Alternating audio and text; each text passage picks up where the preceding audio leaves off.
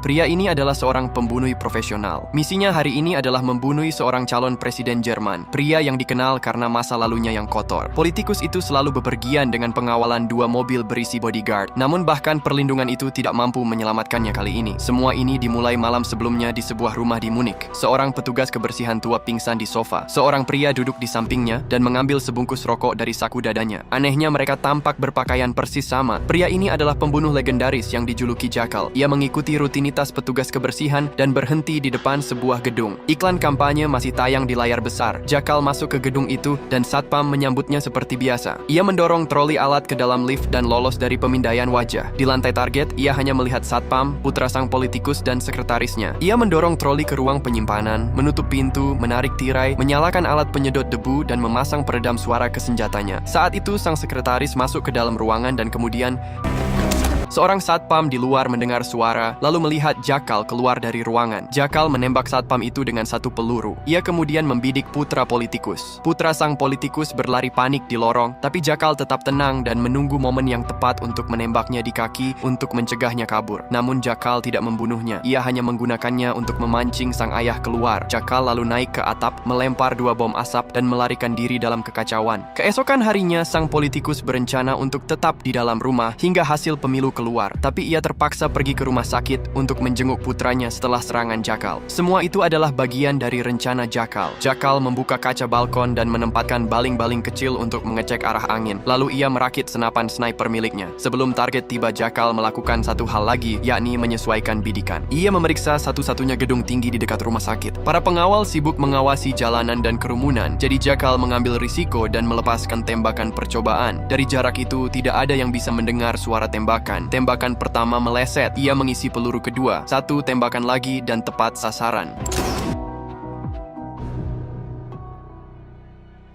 Saat itu juga mobil sang politikus tiba di gerbang rumah sakit. Ada para demonstran di kedua sisi jalan. Jelas ia bukan tokoh yang disukai. Begitu ia keluar dari mobil dengan pengawalan 3 pengawal, Jackal menarik pelatuknya.